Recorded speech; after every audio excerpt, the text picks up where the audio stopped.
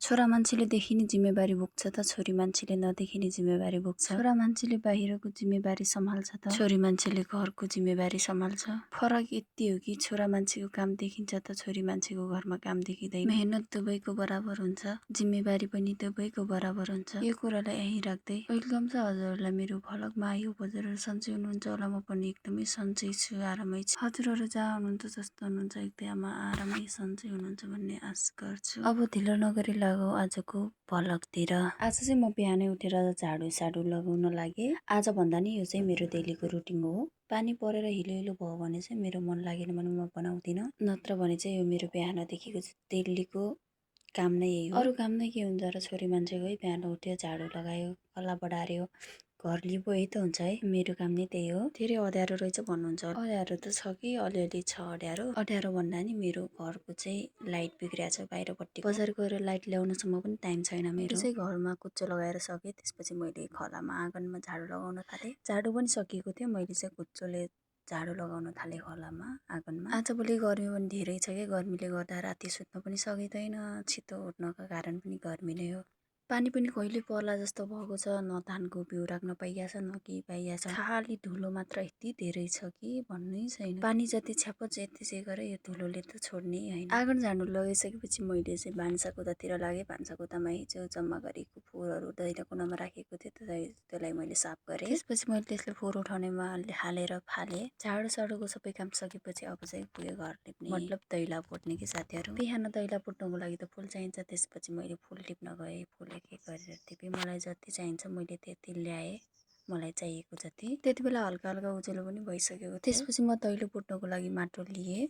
माटो लिइसकेपछि मैले दैलो पुट्न लाएँ, दैलो पुटेँ। मैले दैलो पुटिसकेपछि चाहिँ अघि ल्याएको मैले फुल एक एक गरेर राख्न थालेँ दैलो। मैले चाहिँ एउटा कुरा चाहिँ महसुस गरेँ कि साथीहरू, आफ्नो शरीरलाई जति कमजोर बनायो त्यति कमजोर हुने रहेछ। आफ्नो शरीरलाई जति नै काममा लगायो, जति काम गर्यो त्यति फुर्तिलो भइने रहेछ कि। म जुन दिन बिहानै उठेर पुरा सब काम गरे हुन्छु नि, त्यही दिन मलाई यति फुर्तिलो शरीर, यति स्वस्थ जस्तो भए हुन्छ कि।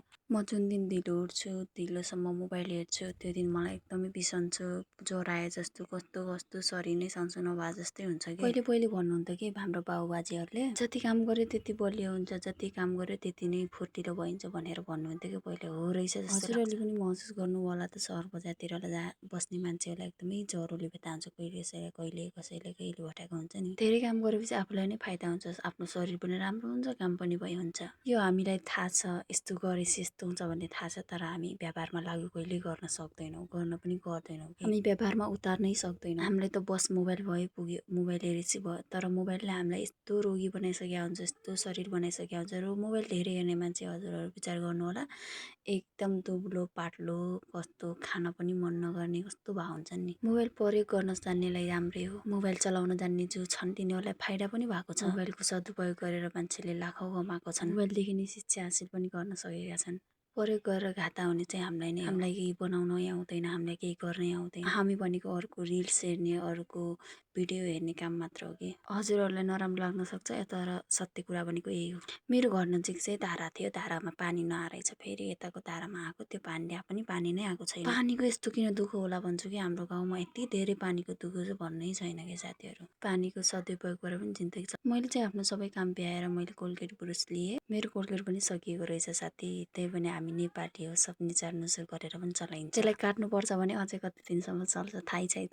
त्यसपछि म ब्रस गर्न लाएँ, ब्रस गरेँ। ब्रस गरिसकेपछि मैले मुख धुन लाएँ। मेरो चाहिँ मुख धुने बानी पचिसक्यो, किन मेरो बानी यस्तो भएको होला। म बिहान उठेँ भने जहिले पनि म आफ्नो काम सक्छु, त्यसपछि मात्र मुख धुन्छु के। दैलो सैलो पुटिसकेपछि झाडु साडु लगाइसकेपछि मुख धुने गर्छु जहिले पनि म। धारामा पानी आएको थिएन, बाल्टीमा थोरै थोरै पानी रहेछ, त्यही पानीले मैले काम चलाएँ। तैपनि यो चाहिँ मेरो पानी होइन, यो चाहिँ पल्लो घर नानीको पानी हो। मलाई गाली गर्नुहुन्छ होला सकेपछि। केही छैन, सक्यो भने गाली गरे नि मुख त धुनु पर्यो नि। मेरो घरमा पनि पानी छ थोरै, तर पानी एकछिनमा आइहाल्छ भन्ने आश छ। हात मुख धोएर सकियो, फेरि खुट्टा धोएर म चाहिँ भागेँ। लिएको कोलगेट ब्रुसलाई मैले आफ्नो ठाउँमा राखेँ। त्यसपछि म दुपट्टा लिएर मुख पुज्न थालेँ। त्यसपछि छोरीलाई स्कुल पठाउनु पर्ने, छोरीको कपाल कोर्न थालेँ मैले। कपाल कोरिदिन्छु भनेको लेबन्द नै छैन, यसलाई लेबन्द कति किन्नुपर्ने हो। मलाई यस्तो रिस उठिरहेको, यत्रै भइसक्यो लेबन्द जति ल्याएर दिँदा पनि नहुने के। त्यसपछि मैले सुनाउँदै छोरीको कपाल कोर्न थालेँ। बच्चा जति त सकिँदैन हो साथीहरू, कति गाह्रो हुन्छ कि बच्चाहरू।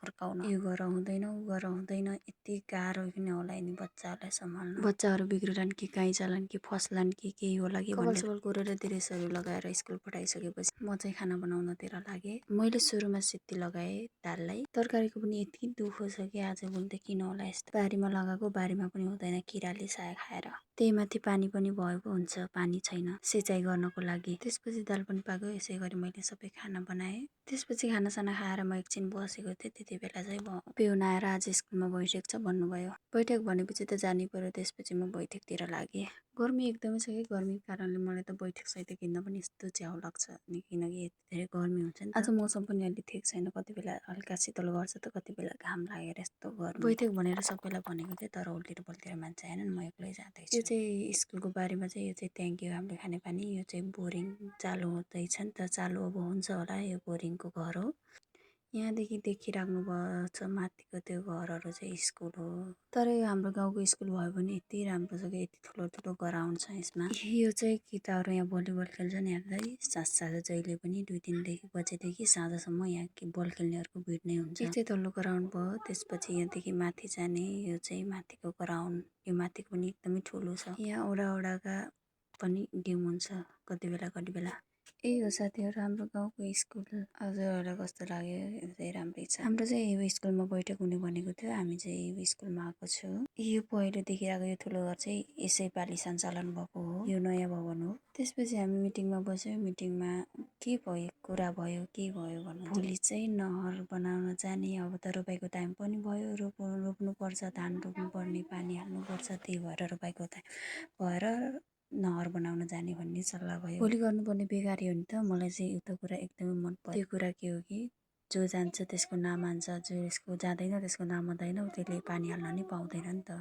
ठिकै त हो यो कुरा है त्यसपछि यो सल्लाह भइसकेपछि म चाहिँ घरतिर फर्केँ हामी घर फर्किँदा चाहिँ 3-4जना जति थियौँ त्यसपछि म घर पुगिसकेपछि चाहिँ म 1-1.5 घन्टा जति सुतेँ म उठेर बाहिर हेर्छु भनेको पानी पर्ला जस्तो कालो निलो हावाहुरी गर्न लाग्यो थोरैपछि हावाहुरी पनि अलि बन्द भयो त्यसपछि पर हेर्छु भनेको त नानी रुखमा चढ्नु भएको 2-3जना भुइँमा बसेर आँप खानको लागि बसेका त्यसपछि अझ एकछिनमा त अझ फेरि हावाहुरी गर्न लाग्यो कालो निलो गर्यो अलिअलि हावाहुरी पनि चल्यो मैले आफ्नो जुगाड गरेँ कसैले बाहिर भएको कपडा भित्र हाले त कसैले दाउरा साउरा सब भित्र हाले मैले पनि हालेँ अलिअलि अझ थुक्कै एकछिनमा फेरि घाम टक्क लागिहाल्यो त्यसपछि मैले गाईको लागि पानी लगेर गएँ घाँस पनि हालिदिन्छु पानी पनि हालिदिन्छु भने घाँस त सबै नै सिधाइसकेर चाहिँ छोरीहरूले अगाडि नै हालेर त्यसपछि म बारीमा गएँ बारीमा गएर हेरेको यो फर्सी त यताउति लथालिङ्ग छ बिना कामको फर्सी न फल्छ न के हुन्छ यो खालि बारी मात्र उगाड्ने झुम मात्र बनाउने भनेर त्यसलाई मैले उखाल उखाल पारेँ फर्सीलाई उखाल राख्दै पर बोडी चाहिँ निस्केछ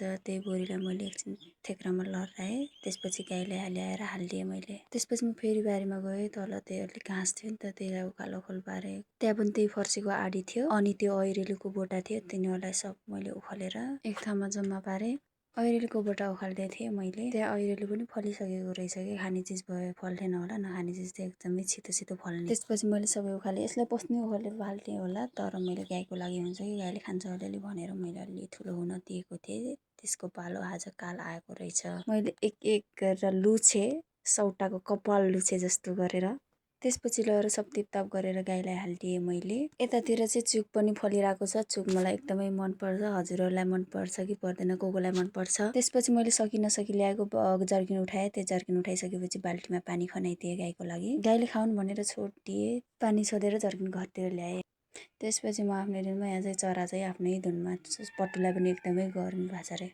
क्यामेराम्यान यतातिर म चाहिँ परदेखि हिरोनी जस्तै दगुर्दै आउँदै आज एउटा नसोचेको कुरा भयो कि साथीहरू दिउँसोको 4-5 बज्न थियो स्याल कराएर हैरान यहाँ यस्तो डर पनि लाग्यो कुकुरले चार्न गयो माथि बारी जङ्गलतिर आजको लागि यति नै फेरि पनि भेटिँदैछ गर्नेछ अर्को भ्लगमा